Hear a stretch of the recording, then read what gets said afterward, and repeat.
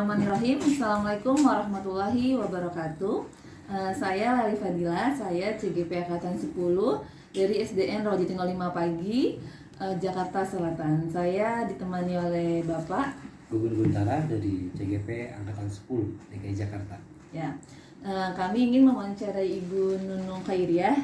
Beliau adalah Kepala Sekolah SDN Rawajati 05 Pagi dan SDN Rawajati 03 Pagi. Nah, di sini kami akan mewawancarai modul 3.1 yang dengan judulnya pengambilan keputusan dengan nilai kebajikan oleh pemimpin sekolah.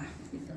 Yang pertama yang ingin saya tanyakan, Ibu, selama ini dalam Ibu mengambil keputusan itu, Ibu dengan kasus yang dilema etika atau rujukan moral, Bu?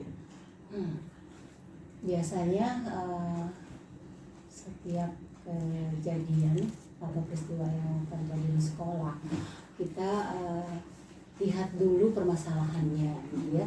Nanti baru bisa mengidentifikasi manakah yang termasuk rujukan moral atau etika moral, dilema etika gitu ya. Ada dilema etika, ada rujukan moral juga ada, masalah-masalah yang terjadi di sekolah kita. Kemudian barangkali bagaimana cara Ibu menjalankan pengambilan keputusan di sekolah yang Ibu pimpin, terutama mengenai kasus-kasus di mana terdapat dua kepentingan yang sama-sama benar gitu. Barangkali itu bagian daripada mengandung nilai kebajikan.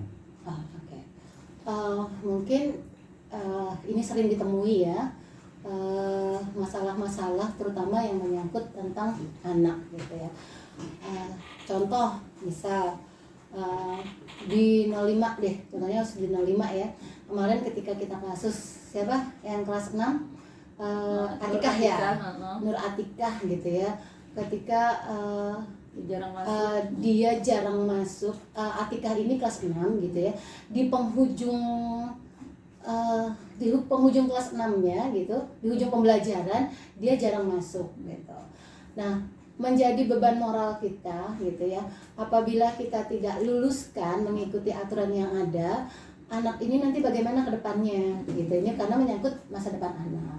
Nah, ada beban moral kita kepada anak, ada tanggung jawab kepada anak, sehingga kemudian setelah kita lakukan wawancara kepada orang tua, kepada anak, apa sih yang menjadi problemnya sampai dia kemudian tidak datang ke sekolah gitu. Kemudian kita ambil jalan tengah dengan memberikan dia kesempatan untuk memberikan ujian ulang, baik praktek maupun ujian tertulisnya secara tersendiri, sehingga kemudian dia memenuhi unsur-unsur untuk dinyatakan sebagai siswa yang lulus di kelas 6 seperti itu. Ya. Nah, terus bagaimana langkah-langkah yang tadi kasus tersebut prosedurnya Ibu lakukan selama ini? Biasanya gini, ketika kita ada kasus, biasanya yang menyangkut kepentingan gitu ya. Nah, biasanya pertama tentu saja kita harus mencari informasi dulu. Ini masalahnya di mana gitu ya. Apa latar belakang yang menyebabkan masalah ini terjadi. Jadi kita mengidentifikasi dulu nih. Kemudian kita mencari informasi yang banyak. Kita mencari informasi tentang si pelaku gitu ya. Mengapa, latar belakangnya bagaimana, keluarganya bagaimana, karena sedikit banyak ini nanti akan mempengaruhi kita di dalam memecahkan masalah, juga mempengaruhi kita bagaimana kita memperlakukan pelaku tersebut gitu, sampai kemudian kita mencari solusinya. Setelah kita mendapatkan informasi yang banyak, tentu kita harus mendiskusikan dulu dengan guru-guru terkait, dengan pihak sekolah yang bisa diajak pertimbangan. Kita memikirkan kemudian apa nih yang menjadi dampaknya. Kalau kita mengambil langkah A, dampaknya apa? Kalau kita mengambil langkah B, dampaknya apa? Tentu kita mengambil langkah yang dampaknya paling kecil tapi kebajikannya atau manfaatnya paling luas. Orang tua mau menerima, si anak juga enak gitu ya. Nah, seperti itu. Kalau kita sudah tahu dampaknya, kemudian kita komunikasikan dengan orang tuanya. Jadi orang tuanya kita dorong agar orang tuanya juga memahami nih perilaku anaknya. Orang tua juga memahami kenapa sekolah mengambil langkah yang ini. Yang jadi patokannya atau menjadi poinnya adalah kebaikan anak tersebut. Baik, kemudian Ibu, mohon maaf, hal-hal apa saja yang selama ini Ibu anggap efektif gitu, dalam hal pengambilan keputusan berkaitan dengan kasus-kasus dilema etika yang tadi? Yang dianggap efektif ya. Iya. Biasanya sih komunikasi ya. Komunikasi yang paling komunikasi yang baik itu biasanya bisa menguraikan masalah, bisa memecahkan masalah dengan menjalin komunikasi yang baik dengan orang tua. Kita mendengarkan apa yang menjadi curhatannya dia merasa dihargai. Biasanya kemudian itu menjadi terpecahkan. Begitu juga dengan anak-anak, masalah yang kejadian dengan anak, ketika anak punya masalah gitu atau bikin kasus, kita mendengar dia gitu ya, kita menghargai dia sebagai individu, anak merasa terbantu dengan hal tersebut. Nah, oke. Masih sama, hal apakah yang menjadi tantangan Ibu dalam pengambilan keputusan itu dilema etika tadi? Biasanya kalau yang menjadi tantangannya adalah satu apa ya, tantangannya itu adalah orang tua kadang jika menyangkut anak itu sudah emosi duluan. Nah itu tuh, ini bagaimana cara kita berkomunikasi, meredam emosi orang tua gitu ya, supaya tidak mau mengerti gitu loh, mau mengerti apa yang terjadi di sekolah. Kalau orang tua itu kan cenderung dia membela anaknya ya. Nah bagaimana nih yang menjadi tantangan kita, bagaimana memberikan pemahaman kepada orang tua bahwa kejadian tersebut ada keterlibatan anaknya, dan orang tua mau mengakui, kemudian mau ikut bertanggung jawab dengan cara memberikan bimbingan di rumah. Itu tuh tantangan yang paling besar sih kalau menurut saya, itu berkomunikasi dengan orang tua gitu ya, dengan meredam emosinya orang tua gitu ya. Kemudian barangkali apa Ibu memiliki tata cara atau jadwal tertentu dalam penyelesaian masalah tersebut? Kemudian apakah Ibu memiliki cara penyelesaian secara langsung di tempat atau terjadwal? Kemudian bagaimana untuk bentuk atau prosedur penyelesaian? Apakah saya itu punya waktu tersendiri atau dijadwalkan, atau saya memecahkan masalah secara langsung gitu ya?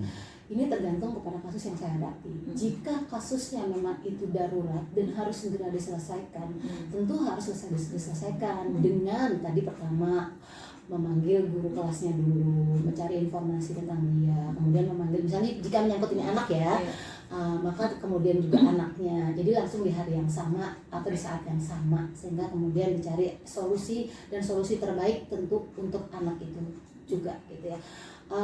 Ada hal-hal tertentu yang dijadwalkan gitu. Jika masalah itu tidak urgent atau tidak mendesak, nah itu bisa kita jadwalkan mungkin besok dengan cara mengundang orang tuanya, kemudian menginformasikan kejadian-kejadian yang menyangkut anaknya di sekolah, atau juga melibatkan kejadian-kejadian sekolah yang melibatkan guru atau program, pelaksanaan program misalnya. Oke. Jadi selama ini ada nggak Bu seseorang atau faktor-faktor yang membantu Ibu dalam pengambilan keputusan itu? Ada, tentu saja. Guru itu yang paling membantu, karena yang paling, kalau menyangkut tentang guru ya, kalau menyangkut tentang murid, tentu yang paling dekat dengan guru, yang kenal muridnya kan gurunya ya. Jika masalahnya adalah ada di anak murid, tentu yang membantu adalah gurunya, karena saya mendapatkan informasi dari gurunya, mendapatkan informasi tentang keluarganya. Nah, itu menjadi basic saya dalam menyelesaikan masalah.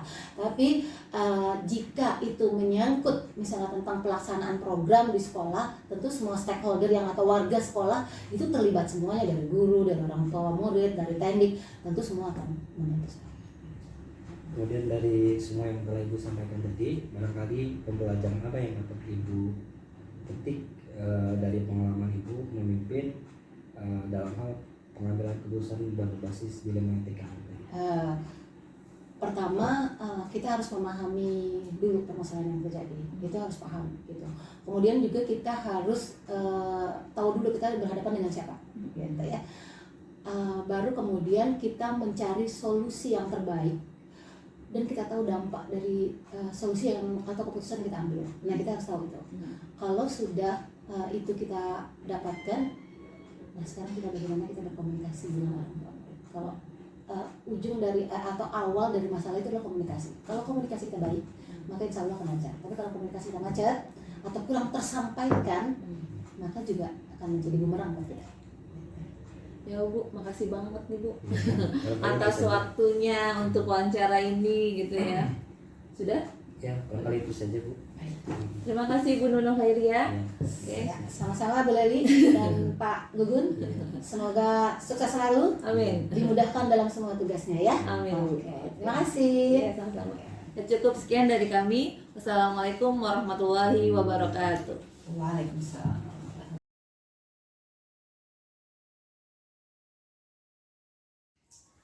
Bismillahirrahmanirrahim. Assalamualaikum warahmatullahi wabarakatuh. Waalaikumsalam warahmatullahi wabarakatuh. Perkenalkan, saya Laili Fadila, CGP Angkatan 10. Di sini saya mau wawancara Ibu Hilda Zuraida Zahara, Kepala Sekolah MI Al Inayah. Ibu gimana kabarnya? Alhamdulillah sehat.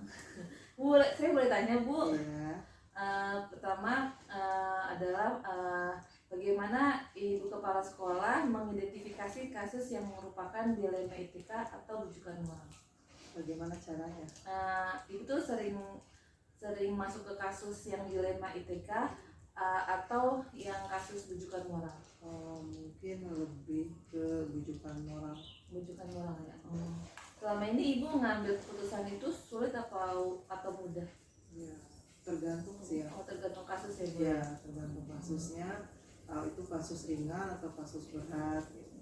Terus selama ini langkah-langkahnya, misalnya ada kasus nih, Ibu langkah-langkahnya sesuai dengan prosedur atau langsung tek di situ? Ya. Jadi kalau masalah ya, misalnya ada masalah yang memang harus segera diputuskan, itu langkah-langkahnya yang pertama kita identifikasi masalah itu dulu. Kemudian setelah itu yang kedua itu siapa sih ini yang terkait dalam masalah ini, misalnya hanya anak murid saja atau ada kaitan dengan orang tua, itu kita telusuri dulu. Kemudian langkah selanjutnya kalau memang dirasa ini masalah ringan, mungkin bisa langsung setelah sudah dikasih masalah, sudah dilihat kira-kira targetnya siapa gitu, kita lihat dulu nih mungkin kalau ringan saya langsung putuskan, tapi kalau seandainya memang berat biasanya saya diskusikan dulu di rapat dengan dewan guru. Oh gitu. Nah terus selama ini Ibu yang tadi Ibu jelaskan itu dalam pengambilan keputusan itu udah sesuaikah seperti itu? Kalau dibilang sesuai gini kan memang aturan ada ya, sudah ditetapkan gitu, tapi kalau misalnya itu hal yang masih bisa ditolerir gitu ya, nah itu memang biasanya otoritas saya sendiri seperti itu gitu. Jadi sejauh ini sih masih bisa dihadapi. Terus kemudian ada nggak Bu tantangan dalam mengambil keputusan? Banyak. Banyak ya tantangannya ya. Banyak resiko. Oke. Terus apakah Ibu memiliki sebuah jadwal tertentu dalam mengambil keputusan? Misalnya ada kasus, apakah tuh dijeda dulu kasusnya, dipikirkan dulu penuh dengan waktu, atau saat itu juga? Ya. Tadi yang saya sampaikan ya. Jadi dalam segi masalah itu pertama saya harus lihat dulu apakah masalah ini berkaitan banyak hal atau enggak. Kita lihat dari kelebihan dan kekurangannya.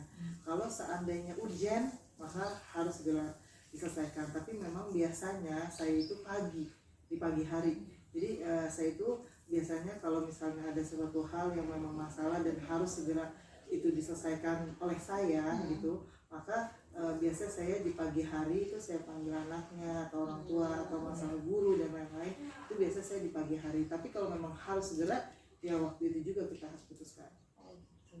Oke. Lalu apakah ada faktor yang mempermudah dalam mengambil keputusan? Mungkin gini, kalau faktor ya, yang pertama adalah saya harus mencari banyak pengalaman dari sekolah-sekolah lain, walaupun mungkin tidak sama persis, tapi minimal saya mendapatkan ilmu lah atau pengalaman dari orang lain. Yang kedua saya juga harus memang mencari gitu ya, setiap masalah itu pasti ada kelebihan dan pasti ada kekurangan. Nah di situ beberapa faktor yang harus saya perhatikan gitu, sehingga dalam membuat keputusan itu saya bisa tepat memberikan keputusan.